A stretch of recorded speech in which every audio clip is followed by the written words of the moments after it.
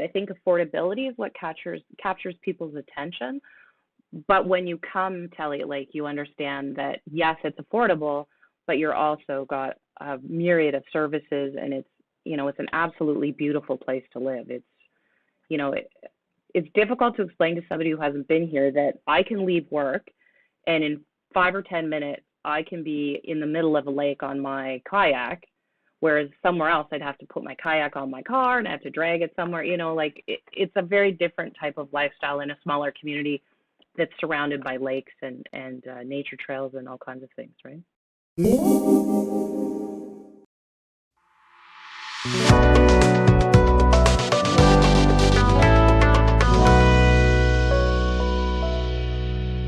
I am Celia Sanker, Executive Director of the Diversity Canada Foundation. We are the organization that brings you GoldenVoices.com. That's the online portal where seniors gather to focus on issues of importance to seniors. At GoldenVoices.com, you'll find the Golden Years Fireside Chat series, where we look at living longer and living well. On today's episode, we will be speaking with Marielle Brown of Retirement Living in Elliot Lake, and we will look at retiring in this beautiful jewel in the wilderness. So Elliot Lake's history as a retirement community goes back many years. It was one of the first cities in Canada to proactively woo seniors. Tell us about how that came about. So if you know anything about the history of the city of Elliot Lake, it was a mining community. Uranium was discovered sort of in the early 50s, and after that happened, the community started to be developed fairly quickly. And as a result, you had a significant amount of people coming through for mining. And over the years, you had sort of a boom and bust cycle, which is typical in the mineral-based industries in Northern Ontario in particular. And the final sort of bust came in sort of the 80s. The two mining companies that had been doing business here, Rio Algo Mendenison Mines Limited, came to the city in sort of the mid-80s and said that they were going to be out of the mining business in fairly short order. And at that time, you had probably about 4,500 people directly employed in between the two mining companies. So a significant amount of the population, which was about 16,000 at that point in time. And then mostly everybody else that was living here was either in a business or was related or was supporting the mining industry. So when that announcement was made, along with it, the two mining companies at the time had actually built a significant amount of their real estate in the community, both apartment buildings, townhouses, and houses, and they were renting them to their employees. Mining is such that you sort of chase a bonus system when you're a miner, and so you may live in Elliot Lake for a couple of years, then you might go to Sudbury, you might go to Timmins.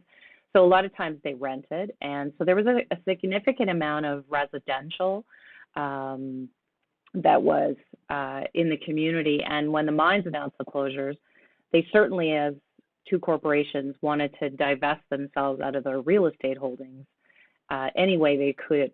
So one of the first things that the community did after the mines, before everybody panicked initially, right, because that's a fairly devastating blow, as we all know, and most communities turn into ghost towns once their single industry is gone.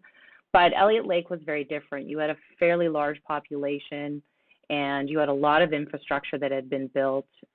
It was a beautiful place to live. You were in a beautiful setting, and you had a lot of really strong businesses that had been here many years. So they all sort of pushed up their sleeves and got together, and with the help of the provincial government, they developed some strategies. And one of the strategies that they decided to pursue was retirees.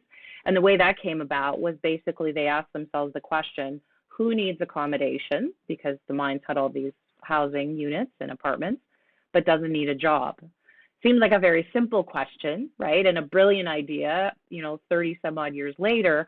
However, at the time, I think a lot of people thought it was a bit of a bizarre idea, because how are you going to attract all these retirees into Northern Ontario when most of the time we saw retirees going south, right?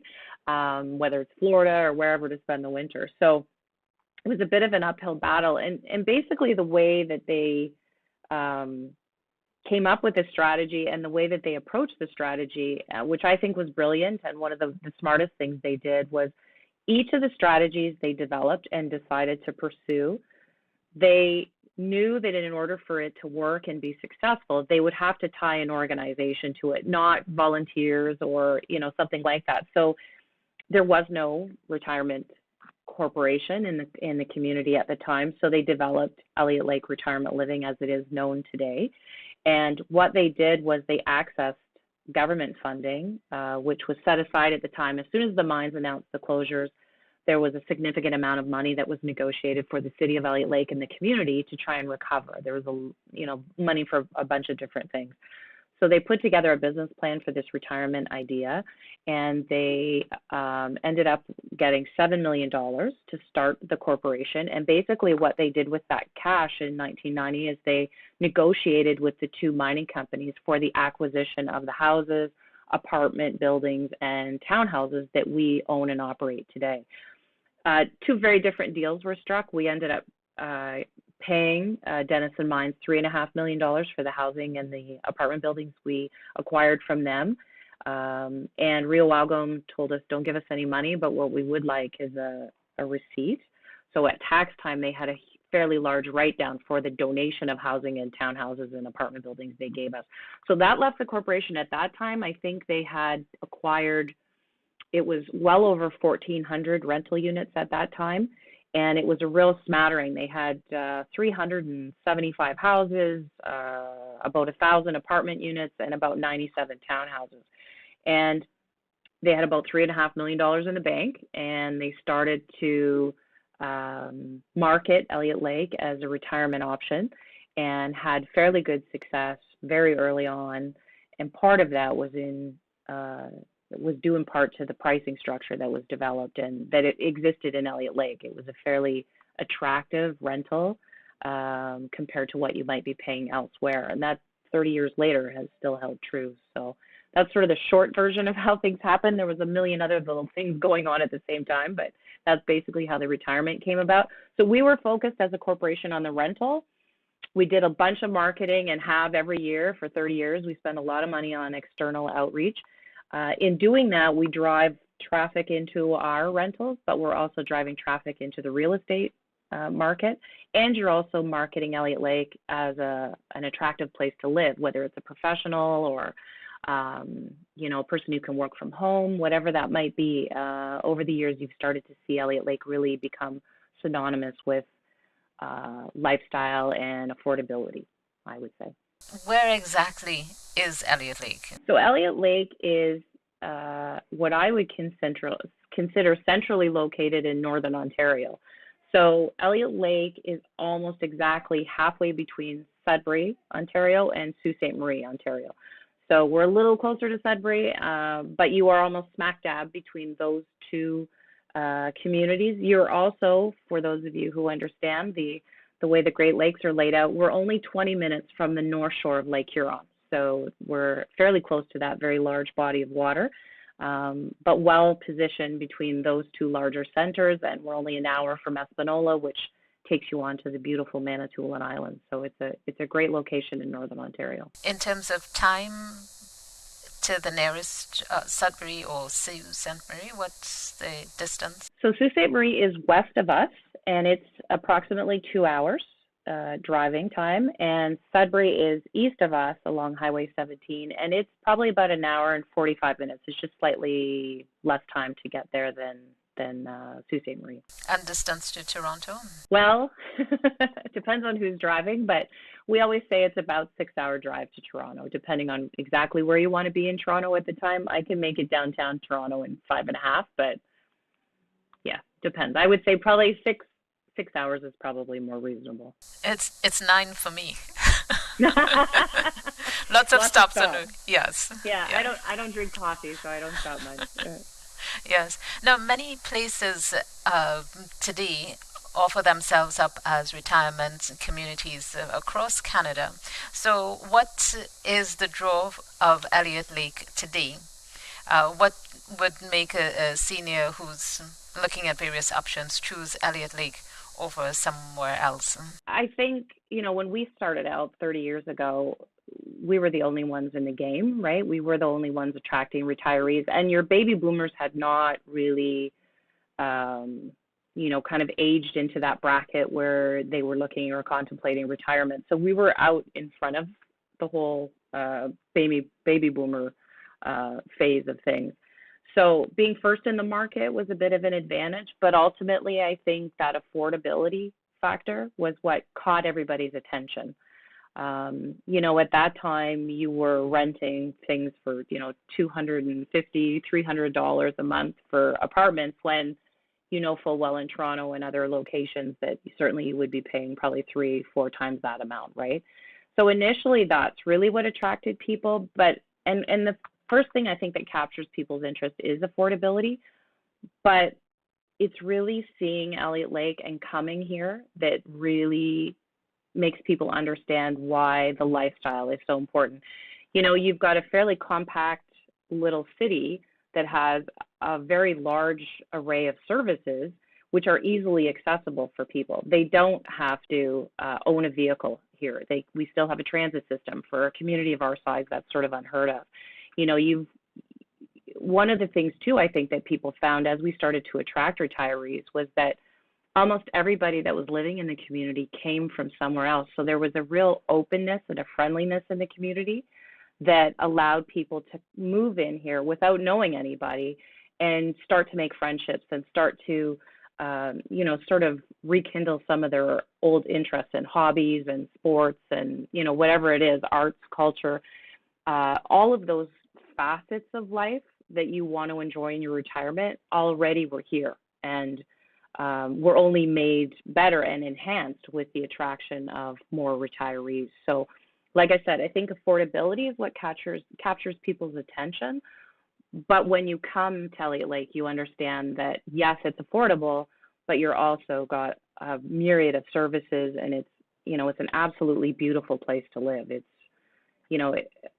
difficult to explain to somebody who hasn't been here that I can leave work and in 5 or 10 minutes, I can be in the middle of a lake on my kayak, whereas somewhere else I'd have to put my kayak on my car and I have to drag it somewhere. It's a very different type of lifestyle in a smaller community that's surrounded by lakes and nature trails and all kinds of things, right? That's the beauty and the magic of Elliot Lake and Diversity Canada, which runs the GoldenVoices.com, on which this the platform on which this interview, the Golden Years Fireside Chat series, is shown. We are based in Elliot Lake, so we can endorse everything that Marielle is saying. You can look outside my window, actually. You can see the lake right outside the window, yeah. Elliot Lake Retirement Living. Tell me a bit more about that. It's a not-for-profit organization that provides it's a community-based, not-for-profit organization that provides the housing for seniors in Elliot Lake. Yeah, I'll explain a little. Yeah, people are a little confused about how the corporation is structured. So initially, when it was formed in June of 1990, I don't think anybody really knew what was going to happen. So they didn't want to set up the corporation in a way that would limit what the corporation could do as it moved forward, because really it was, yes, it was about attracting retirees into the community, but the focus of that exercise was really to diversify the economy, right? And to jumpstart and to help the businesses that were here and to sustain the service level and all of those things. So ultimately, Elliot Lake Retirement Living is kind of a quasi-economic development agency, although it's a not-for-profit, which basically means that it does not have shareholders to whom it's beholden to. We are governed by a board of directors. There are 12 people that sit on our board, and those people really, they're focused on the direction of the corporation, making sure that the articles of the corporation are being followed. So there are two main reasons why Elliot Lake Retirement Living exists as a corporation. One is to provide accommodation to retirees, and that's how we do that, is through our rental stock. So that's the excuse for marketing and having people relocate. The second is to provide economic benefit and growth to the community of Elliot Lake. So In that second mandate, it has allowed us to get involved in all kinds of things that maybe a regular landlord would not become involved in. Currently, the corporation owns and operates 1,375 rental units. So we have just under 1,000 apartment units spread over 11 different apartment buildings. We have 97 townhouses in 4 different locations in the community, and we have about 288 houses, which are all primarily in one particular area, which was the last subdivision that the mining companies had commissioned in sort of the late 70s, early 80s. So the corporation itself owns and operates those units. As I said before, we market those to retirees all over the place. In addition to that, the corporation also owns and operates the Hampton Inn, which is where we house all of our Discovery Tour guests. In addition to that, currently the corporation is managing the golf course for the City of Elliot Lake. We don't own that asset, but we have a management agreement with the City of Elliot Lake, and we actually helped construct that 18-hole golf course back in sort of the early 2000s, and then took on the management and operation of that for the city, and have since 2005 run that golf course for them under a management agreement. So the corporation, in addition to that, it's not a nonprofit corporation. There's a very big distinction between those two. A nonprofit is something that usually gets government grants and, you know, has to provide some kind of level of service. The not-for-profit status just means that if we make a profit, it's what we do with that profit, and it has to, the profit we make has to go into those 2 goals that I talked about at the beginning, which is attracting retirees and the economic well-being of the community. So in that way, we spend, as a landlord, we spend almost every dime we make pouring it right back into our physical assets. As you can imagine, we own 1,375 rental units. It's not an inexpensive adventure. We pay about 25% of the city's property taxes because we own so much real estate. And also, you know, from a capital perspective, we are constantly spending in the neighborhood of at least $2 million plus a year on improving those physical assets that we own, so that we continue to make them attractive to our retirees, right, that are coming. We also have, you know, a prep process when a unit turns over. We spend quite a bit of money each year prepping units for the new tenants. And in addition to that, you also have a lot of maintenance for your in-place tenants as they live in the units themselves, right? So there's lots of balls in the air. There's always something going on, and we're always involved in community activities and supporting community groups that also support, you know, living in Elliot Lake and the lifestyle that we have here. On the not-for-profit side, providing affordable housing for seniors. It's interesting that Macleans magazine recently listed Elliot Lake very high in the ranking in Canada for affordability. Maybe you can tell us a bit more about that. But more so, tell us about, in dollars and cents, in terms of dollars and cents, what it's like to move to Elliot Lake and get, let's say, a studio or a 1 or 2 bedroom apartment. So I'll give you an idea of the range of prices. That's probably the simplest thing to do. So say, for example, if you were looking at a 1-bedroom apartment, so currently our market rent for a 1-bedroom apartment ranges from $580 to $745 a month. So there's a range in between there depending on the building and the level of services that are provided in that building. So those are for 1-bedroom apartments. For 2-bedroom apartments, the range is between $650 and $830. Again, you know, you can pay somewhere in between there. Townhouses, which we have about 97 townhouses, all different styles. You're looking at a range of $860 a month to $970 a month.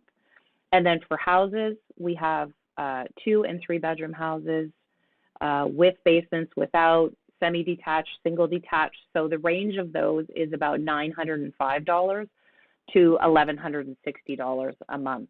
So when I'm talking about affordable rents, if you say, okay, well, if the range of a 2-bedroom apartment is $650 to $830, even if you were in the most expensive two-bedroom apartment I own, you're paying $830, and then on top of that, you're paying your own utilities, which is heat and hydro. And say that comes to $100 or $120 a month, depending on your usage, which is controlled by you. You're talking under $1,000 for a two-bedroom apartment all in, even if you threw your parking spot in there. Compared to what you would pay somewhere else, it's fairly significant savings, right? So that's what makes it so attractive to people too, right? So very affordable. Yes, actually, the Macleans listing placed Elliot Lake at #1 for affordability in all of Canada. Yeah, we knew that. We are constantly watching what the rental rates are in every market. We watch the sale prices, all of those things, because they are sort of linked together. And we knew that we were the least expensive place to live in the entire country. But yeah, Maclean's just sort of supported that with their research, which was very accurate. So what do these apartment buildings look like? Are we talking about high rises in the middle of the forest, or do they have elevators? What are your apartments like? So the apartment buildings, as I said earlier, we have 11 different apartment complexes. And of the 11, which is kind of maybe a misnomer a little bit, because we have 5 major apartment buildings, which are our largest properties. So those 5 large buildings all have elevators, but they also range in size from 3-story to 9-story. So you can have, we have a 3-story building, we have a 7-story building, 2 8-stories, and then a 9-story. So you have a little bit of variety in there. And then a number of our other apartment buildings that are at the sort of the lower end of the rental schedule are without elevators. So those are like a 3-story walk-up. And then we have a grouping of buildings together. There's about 96 units, and we call it GG. It's a walk-up style as well, and there's sort of 12 units in each pod, but they're all connected together. So there's a real variety and a real different feeling in each of the buildings. So I think that also appeals to people because, everybody has different tastes and everybody has different ways they want to live. And living in multi-res, you have a number of choices in there. So I think that also helps to make things quite attractive. Okay, so no massive 1,000 neighbor buildings. No, so the largest building we have is 194 units, and that's the 9-story. So that's the maximum number of units that you would have, and everything else is kind of, smaller than that. So yes, I agree with you. It's not these massive 30-story buildings. Yeah, it's a 2-minute elevator ride, not a 20-minute elevator ride. And are they only for seniors? Well, you can't discriminate in Ontario, or I think probably across the country. You can't designate a building a senior building unless everybody in that building is over the age of 65. So that's why we call it retirees, and we stay away from the word senior because that tends to have a little bit more of a different connotation to it. So our buildings, those 5 elevated buildings, are primarily retirees, which means you could have a 55-year-old or an 85-year-old living in the same building. The one thing we do try to stay away from is mixing families with retirees, right, in a multi-res situation. Doesn't always work out well when you got kids in the hallways and things like that, right? So those low rises tend to be more of a mix of retirees and young working people. And that works very well because the retirees that are attracted to that tend to be a little bit younger, more ambulatory, and they don't mind being in a higher mix with families and younger people. So definitely mostly retirees in those 5 elevated buildings. And you mentioned you also have townhouses and houses. Yes, and the townhouse complexes are predominantly, I would say, younger people, working people. We do have a few retirees in there, but the townhouses tend to have a few more stairs in them. So that's always something that our retirees are always trying to potentially avoid in the long term, is try and find a bungalow style house that's one level living with a basement potentially. So that's where the townhouses, anybody can rent any townhouse or any house, obviously. Again, we try to make sure that if we have two sides of a semi, we're maybe putting two retirees next to each other as opposed to a family and a retiree next door because, again, babies crying and bouncing basketballs, maybe not the best thing when you're retired. If you don't mind them across the street, you might not want them living and sharing a wall with you, right? So, but yeah, it's a very high mix, especially in the houses and the townhouses, because those are all integrated into neighborhoods with all kinds of other people who own their house or they rent from someone else. And I would say all the apartment buildings are all in neighborhoods too. So you really, it's not like other retirement communities where they've built this enclave and, you know, you've got a gated entrance and everything's in one place. Elliot Lake is not like that. It's more of a community, so that when you move to Elliot Lake as a retiree, you're really immersing yourself in the whole community, not just a community of retirees, which I think people also like. Yes, that makes a difference, having a sense of community, being part of a community rather than, you know, being isolated in a gated situation. So with just retirees, yeah. Yes. Different. Yes. So there's affordable housing that Elliot Lake Retirement Living provides, but are there also other kinds of supports that you offer your tenants? Currently, if you live in a house or a townhouse as a retiree, we will cut your grass once a week. You can actually hear the grass cutters behind me. Hopefully it's not too loud. But we do offer that service for our house and townhouse tenants.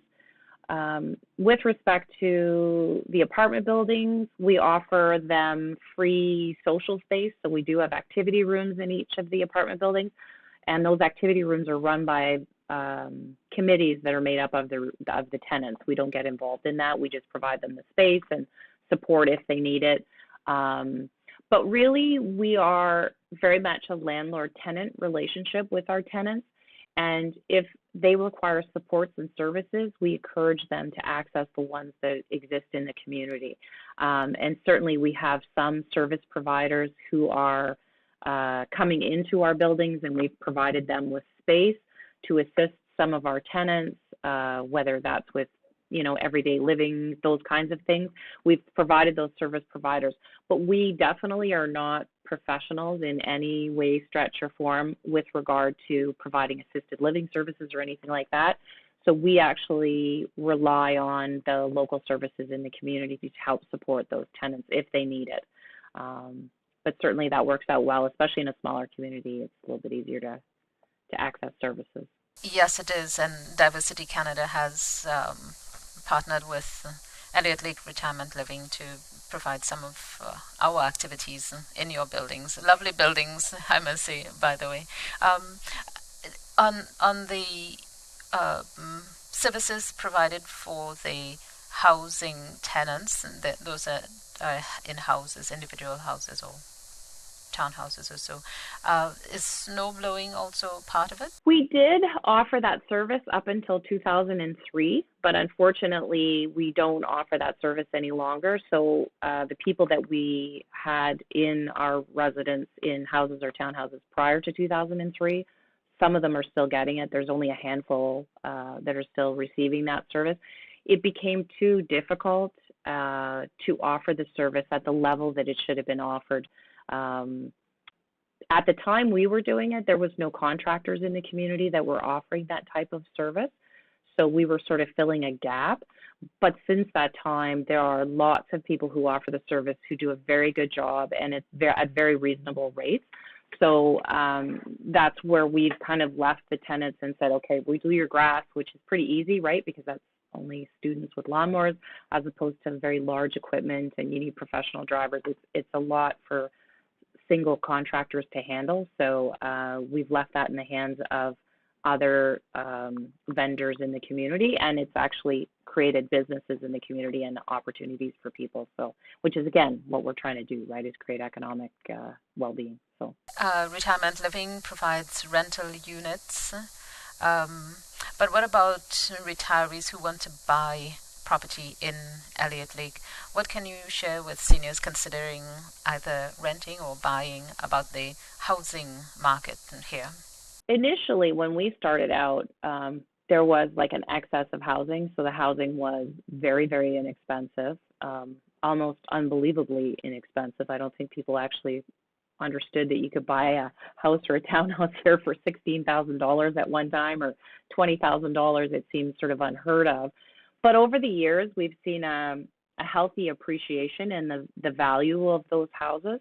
However, Elliot Lake is still, in my estimation, and based on our research, is still one of the most affordable places to buy a house, even with the last sort of 2 years of crazy, lifestyle and people trying to move out of the city and things like that.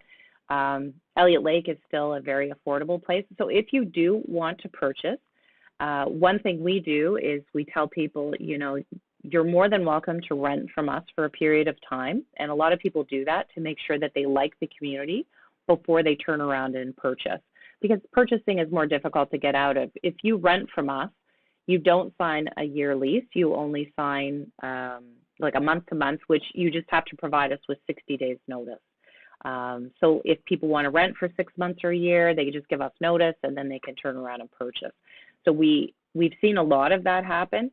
And where most people purchase from is the local real estate market. So we provide our clients, if they're wanting that information, there are a number of real estate corporations in the city that you can go and look at the listings. They all subscribe to the multi-listing service. So whichever agency you walk into, they should have access to all of the listings.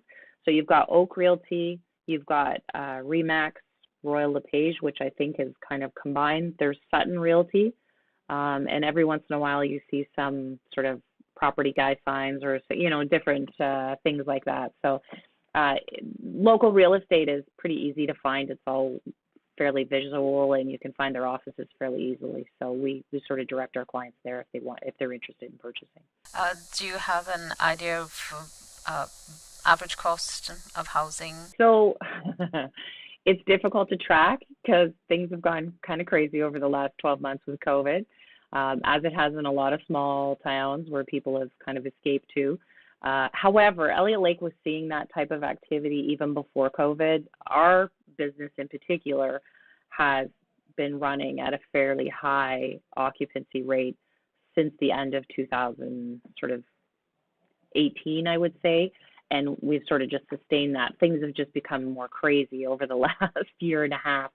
But the average house at one time in Elliot Lake was somewhere around $100,000. Now that's if you lump townhouses, houses, all that together. I would suspect now over the last year and a half, I would say that average is probably somewhere north of $150,000 to $165,000. If you look at the average price of a house in Ontario, it's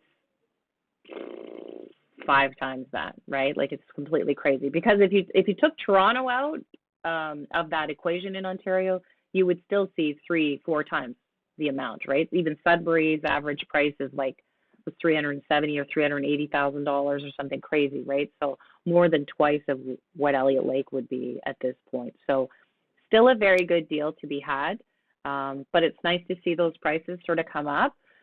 However, I will say that as our prices have increased, so has everywhere else. So that relationship between how affordable Elliot Lake is and how much it costs everywhere else has also increased. So our affordability has probably stayed the same, right, in that equation. So still a more affordable place to be. Yeah, still the situation where someone in, let's say, not even Toronto, someone in Peterborough or Windsor can sell their place and bank most of it, come up to Elliot Lake, purchase a house, and perhaps even mortgage-free, and still Absolutely. have lots of cash. Absolutely. Yeah, still have money to play with or travel or do whatever they want to, right? Enjoy a wonderful retirement. Absolutely. Now, when we're talking about affordability, and whenever there are stories on websites or in social media that talk about Elliot Lake's affordability, there's always someone who comes into the comments and says there's a reason that it's affordable, and it's because there's radon radon gas in the basements, and when people drink the water, they glow in the dark, and stories like that. What can you tell someone considering Elliot Lake as a place to retire to? What can you tell them about radon gas and uh, the environmental pollution from the mining days? What we tell people, and it's based in fact, is that I'll address the radon fan thing because that tends to get blown out of proportion. So every new build in Ontario has to have a radon fan put in the basement now. Elliot Lake was specifically mentioned in the building code prior to that for many, many years because of what the people that were employed in the mining companies. If you were a miner and you were mining underground, obviously you're surrounded by a lot of rock, and rock is what releases radon gas, right? So you were exposed to a certain amount of that during your working day.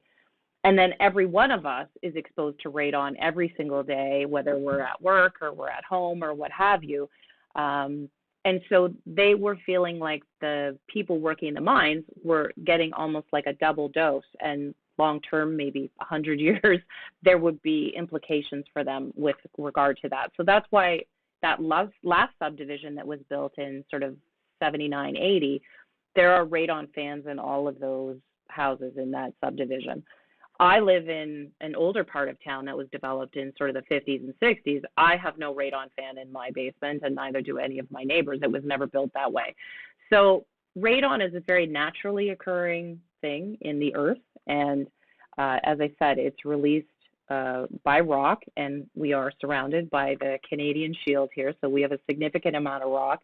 My understanding is that they took radon levels on Yonge Street, and they were higher than they would have been in Elliot Lake, right? So, but because of our history with mining and all of those things, there was more attention paid here to that. Now, as I said, the building code in Ontario blankets everybody with every new build has put a radon fan. And basically the radon fan just provides air circulation in a basement so that you don't get radon gas trapped. It's drawn out into the atmosphere and dissipates. So if you're living in a house with a radon fan, you're actually safer than people living in Toronto somewhere, right? Hanging out in their basement. So that's radon. One of the things you touched on is, obviously at one time, Elliot Lake was known as the uranium capital of the world because we were mining uranium. However, we would never processed uranium here. It was all taken out of Elliot Lake and shipped down to the Bruce Peninsula, and they were, sort of manufacturing it and processing it there. One of the byproducts of mining in any sort of scenario is there is an element of acid and chemical that is used to extract ore from rock, right? Gold is a very different process, but for uranium and nickel and things like that, you need to extract that, and there are elements used to do that. So one of the things that the mining companies have managed over the last 30 years and will continue to manage for the next 100 years is these tailings systems that neutralize the acid that was used to extract the ore from the rock. And when you neutralize acid, you cover it with water, and you have the step down process in the tailings process. And, they monitor that on a regular basis. They have vegetation growing and fish and all kinds of things that indicate that, you're trying to prevent it from leaking into the soil adjacent to the site so that you don't affect the water table and things like that. But I was born and raised in Elliot Lake, and I drink every single day gallons of water from my sink that come from Elliot Lake itself. And I have 4 siblings that all grew up here. My parents, no ill effects of being brought up here and living here. And it's all very well managed. I don't glow in the dark, no. And, everything is very well managed and maintained in a very deliberate fashion. And it's very well oversight by the government agencies, that the Ministry of Environment, the Ministry of Oceans and Fisheries and things like that. So yes, it's a legacy that we deal with, but it's not near the community. It's on the mine sites, and it's being managed. So Yes, and I've been to the tailings. They Denison has provided tours. yes, and Rio Algom does as well. Yeah, it is actually a very interesting process. Yes, and a beautiful site, I must say, Yes, as well. yes, and the interesting thing is that Elliot Lake, through Denison Environmental, which is a corporation not related to Denison, but they actually, in the early days, after they reclamated the mine sites, they were commissioned to go all over the world to teach people how to reclamate mine sites properly, right? And they use that expertise to help other corporations, other companies, and other countries reclamate their mining sites and how to do it properly. So I think that's a feather in the cap for how they've managed things here. Tell us, Marielle, about the amenities in Elliot Lake. Those would be important to seniors, such as healthcare, banks, shopping, transportation. What will seniors find? I'll start with healthcare because that's a very big and a very important part when people are considering moving, especially if you're moving from a larger center to a smaller center. You don't want to give up services or have less than what you had. So Elliot Lake has been fortunate that we have a very special little hospital that is fantastic. It has a huge range of services and things that are available for people if you need to access an ER, if you need day surgery. You have a 58-bed accredited hospital there. We recently just got a CT scanner. If I may add, retirement living was a major contributor to that. Your donations were really appreciated by the community. Thank you for saying that. Yes, that was something, it was a no-brainer, right, for us. We were like, that's an important part of the fabric of providing services to not only our tenants, but to everybody in the community. So certainly that was an easy check to write, I will say, over the years. But yeah, that hospital is quite a place. I will say that the staff and the services that they provide is phenomenal for a small town. You also have a family health team where all of our GPs are housed with a number of other medical professionals. We have approximately 10 GPs in the community, and you had 2 surgeons on staff at the hospital with all these visiting specialists who come in on a regular basis, some monthly, some biweekly, depending on the level of services they provide. Adjacent to the hospital, not that anybody wants to talk about a continuum of care when you're thinking about retiring, but again, if you want to move somewhere, you want to know that you can enjoy every stage of your life in that community.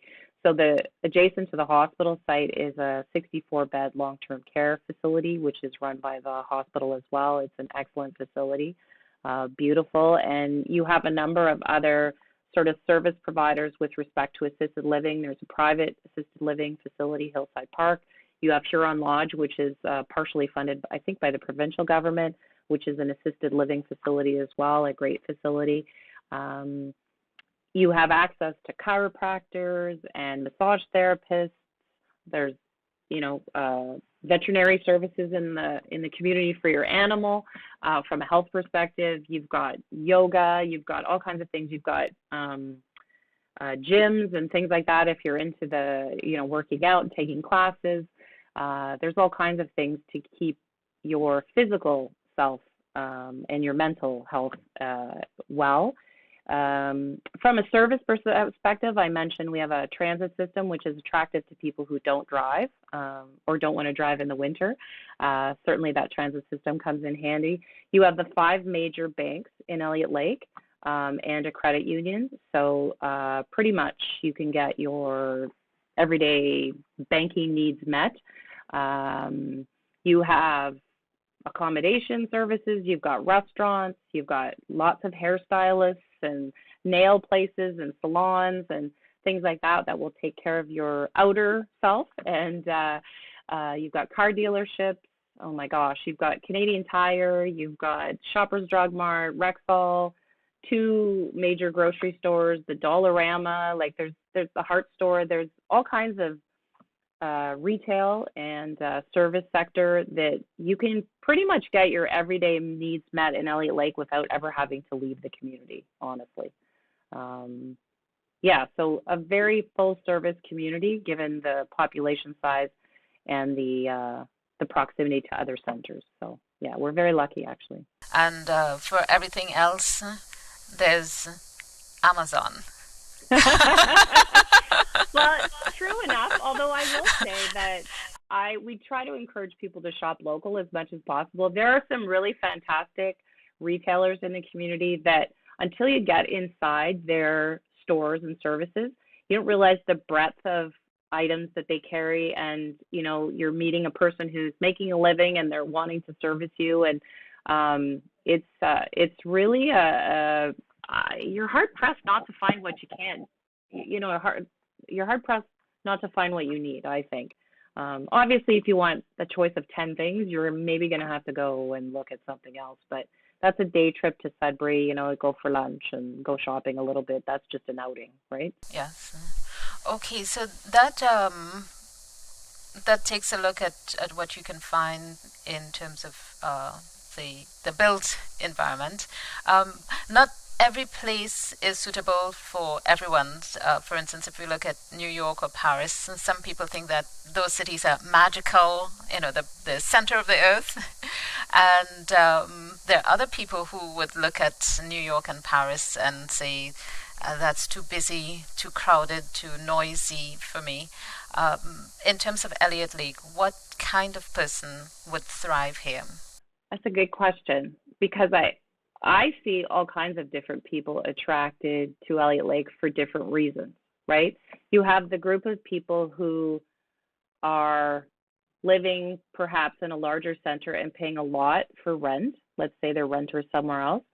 The opportunity for them to move here and put money back into their pockets is life-changing, right? It might mean that they can help their kids, they can travel a little, they can spoil themselves more, buy themselves an ATV, do something like that, right? Then you have hardcore outdoor people who are kind of divided into two groups. You have people that are the what I would consider soft outdoor enthusiasts. So they're the non-motorized guys. They like kayaking, canoeing, hiking, fishing, those kinds of things. And then you have the other group of people who are here for the snowmobile trails and the ATV trails, and they're boaters, and they want to take advantage of the trail systems and all those things. They want to ski, all of those kinds of things. So, and then you have this huge group of people who are attracted to Elliot Lake because it is just so beautiful.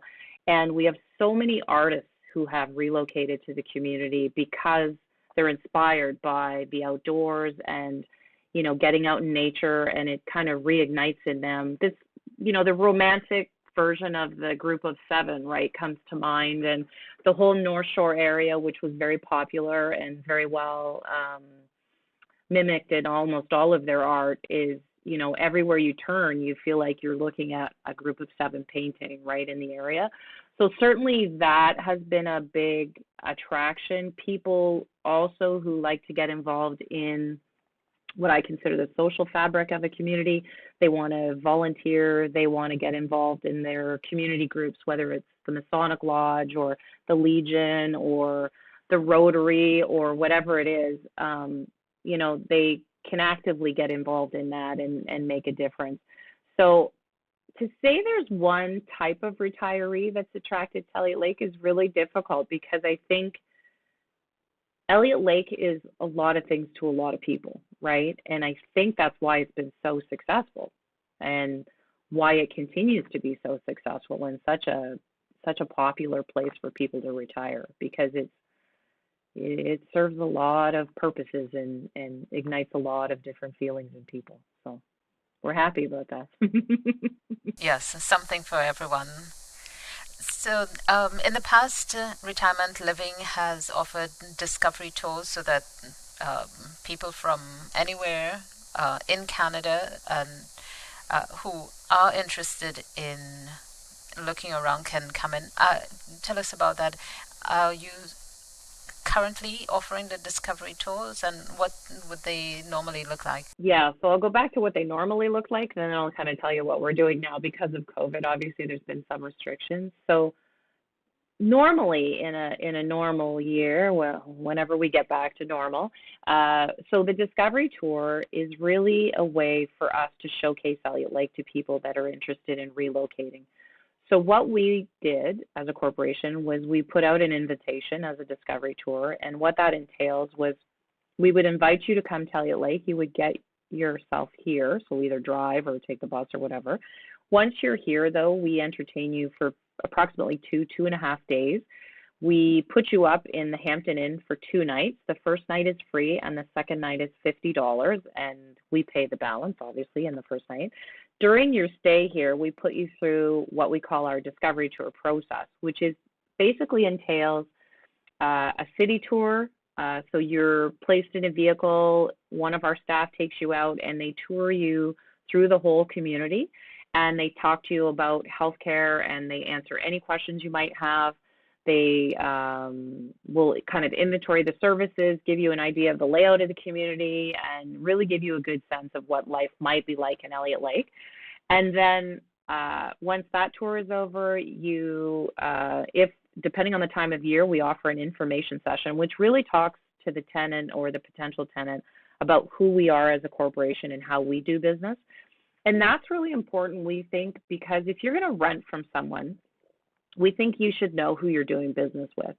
And by telling our story and explaining to people why we're in the business, they also have a comfort level that long term, we're not going to sell off to somebody, or they're going to have a house sold out from underneath them, which we've seen many, many times to people who rent privately, right?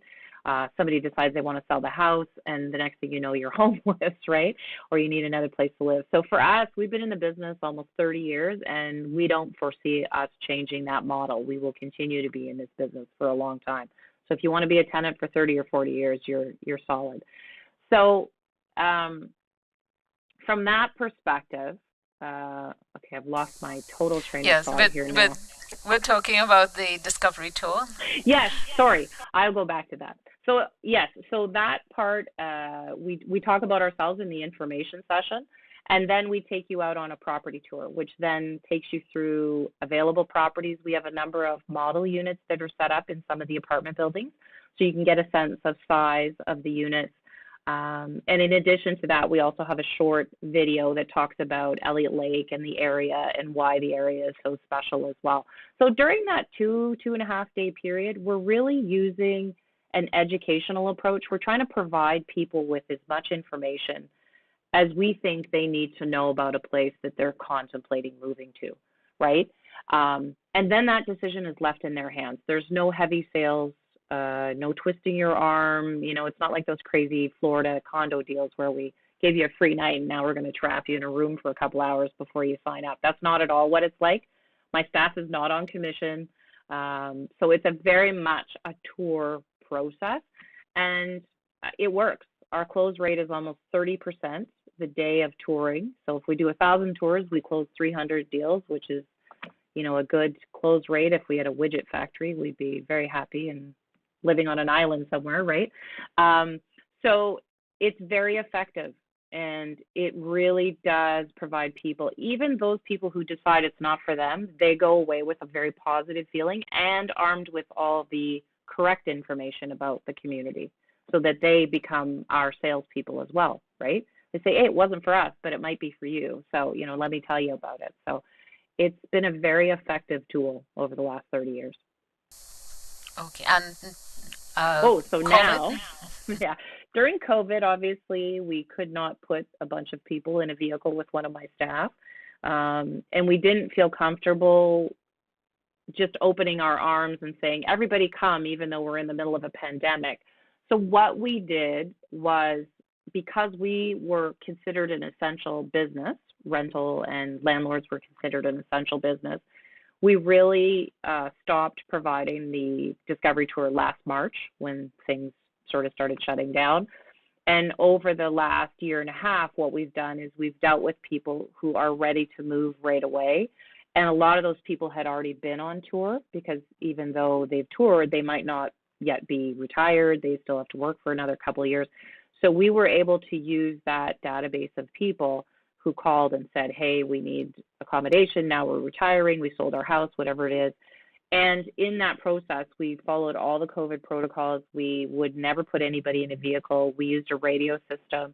They would follow behind in their own vehicle. They had to be masked if we went into the buildings, and we only took them into the properties where there was vacancy, and we only showed them the unit that was vacant and for them, so that we eliminated dragging all these people through that, would affect our ability to keep our tenants safe and our staff safe. So very much different than any other year for us, and we are still sort of following that same protocol. We're not yet offering the Discovery Tour, and I don't expect that we will do that until next spring, to be honest, until spring 2022. Fingers crossed everything sort of rights itself by then. For those who aren't able to physically be here in Elliot Lake on a Discovery Tour, how can they find out more about what retirement living offers? So we have a pretty good website. It's retireelliotlake.com. And if you go to the website, it will show you, we actually have virtual tours on there. We have, I think, 4 or 5 virtual tours, which shows you the actual physical inside of the units itself. We've got a couple of the model units that we filmed, and we also have a townhouse. We have 2 houses. So it really gives you a good sense of the layouts of those places and the quality of the finishes and those kinds of things and what you can expect when you move in. In addition to that, we have some short videos about the community as well, so you get a sense of what the community looks like. So that's the website. There's a lot of information on the website about lifestyle. We also have a fairly comprehensive information package that we mail to people. We either mail it, conventional mail, or we also can email it to people and they can have access to it digitally. So we encourage people to do that. If they want to call the 1-800 number and have a chat with one of the reps or, my rental coordinator, they'll walk them through all of the different options and availability, square footages, pricing, all of those kinds of things are all available. Okay, so like so many aspects of our lives that COVID has shifted online. Much of this information, there won't be a cool breeze off the lake that will hit them as they look at the website, but they'll get a pretty good sense otherwise of what it's like to be in Elliot Lake exactly online. Yeah, so what we've done too is if they do decide that they want to move and we do have something available that they're interested in, we will invite them up and we do the tour where they follow behind in the vehicle. We still have a city tour portion and it's abbreviated, and then we also do the property tour portion. So there is a little bit of a semblance of normalcy returning, but to say that it's completely normal, I would say I won't offer that until next spring. So those were the areas on my list, but as we close, is there anything that we haven't touched on that you'd like to add so that seniors who are considering Elliot Lake as their retirement would bear in mind? Like I said before, we really use an educational approach. And I would encourage people, it doesn't matter whether you're looking at Elliot Lake or somewhere else, do your homework. It's beholden to you too to do your own homework. We give you a lot of information, but we also encourage people while they're here to talk to people at Tim Hortons, stop people on the street. The interesting thing, and I said it before, is everybody who's in Elliot Lake, the majority of them have come from somewhere else, and they've all experienced this same thing, which is, should we or shouldn't we? And they'll all give you their sort of personal take on, did it live up to what I thought it was going to be like? Do we like living here? How has it been? All these kinds of things. I will tell you that during COVID, I think a lot of people are happy that they live here because, we had very little COVID in Elliot Lake. You still could go outside and avail yourself of all of the things that you love about the community quite easily. And so for me personally, watching friends of mine living in larger centers who never left their houses or never left their apartments, it was a very different thing for me. We live our life outside, right? And there's not thousands and thousands of other people. So I would encourage people to do their homework, though. Elliot Lake is not for everybody, but certainly for those people who have chosen to retire here, I would say that most of them do not regret their decision. They are very happy with the decision they made. And probably the happiest people are the ones who did their homework and took part through the discovery tour as well, and were well armed with all the information they needed. So I would encourage people to do their homework for sure. Thank you very much, Marielle. This would be part of their homework, this information that you have shared in this interview. Thank you so much once again. It was a great pleasure to have you on the Golden Years Fireside Chat series to share the information, insights on Elliot Lake as a retirement community for those who are looking for the place to spend their golden years and make it the best years. Thank you very much for having me. We're always happy to tell the Elliot Lake story, and I hope everyone stays safe, and we hope we see all of you at some point. So thank you once again to Marielle for joining us on this episode of the Golden Years Fireside Chat series to speak about Elliot Lake as your possible retirement destination in Elliot Lake, Ontario. Yes, a beautiful part of the province and a place that many, many seniors have chosen to call home in their golden years. I am Celia Sanker, Executive Director of the DiversityCanada Foundation, the organization that brings you GoldenVoices.com, where you would find this episode of the Golden Years Fireside Chat series and many other episodes where we focus on living longer and living well. Thank you for joining us on this episode, and see you next time. Take good care of yourself. Bye for now.